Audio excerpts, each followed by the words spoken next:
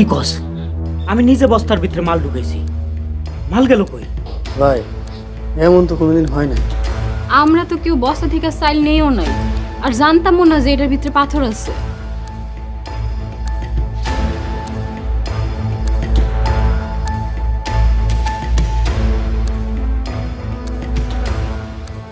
আমি এখন সব বুঝতে পারছি। কি বুঝতে পারছো?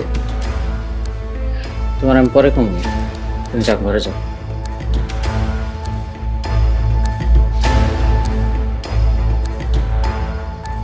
কিন্তু মাল তো যে কোনো মূল্যে ডেলিভারি দিতে, তুই আয় আমার লগে।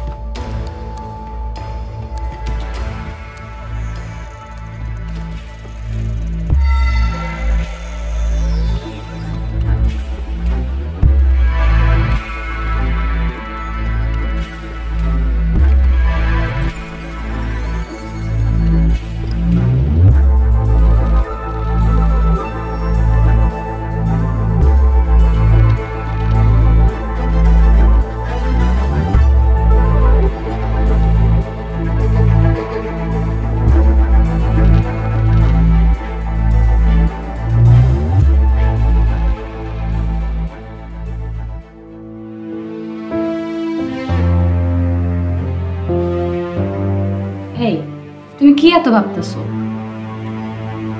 ভাবতেছি এই খেলায় আমার অনেক বড় একটা ভুল হয়ে গেল। প্রতিপক্ষরে আমি স্বল্প সময়ের জন্য হইলেও দুর্বল ভাবছিলাম। কি কইতেছো? কিছুই তো বুঝতেছি না, সবকিছু একটু খুলে পাও না।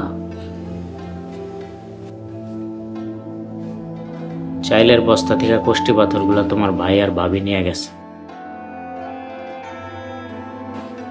কালকে রাইতে তারা আমাকে শ্যামাইয়ের মধ্যে ঘুমের ওষুধ মিশায় খাওয়াই দিছিল। আমরা তো এক লগেই খাইছিলাম।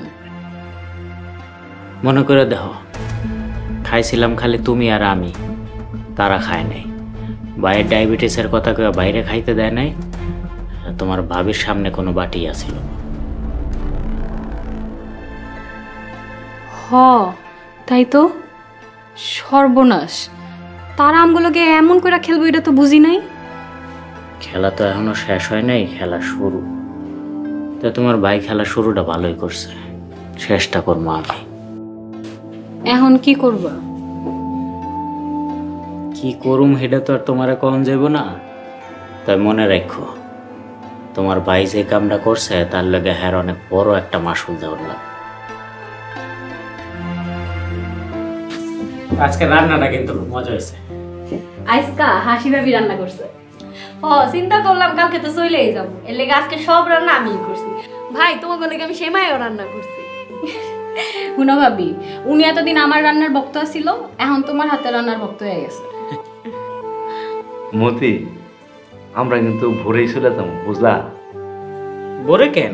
সকালে নাস্তা করে যায়। না না ভাই, নাস্তা খাইতে গেলে অনেক দেরি হয়ে যাবে। আমার আবার ওখানে সকাল সকাল যায় কাজ করতে হবে। সমস্যা নাই, আবার তো আসবো ওই। আচ্ছা ঠিক আছে, আমি তাহলে একটা অটো করে রাখবো। না না না, তোমার অটো ঠিক করতে হবে না কষ্ট করে, আমরা নিজেরাই ঠিক করে যাবো না। ফুলি, এই ফুলি, সেমাইটা নিয়ে আয় তো।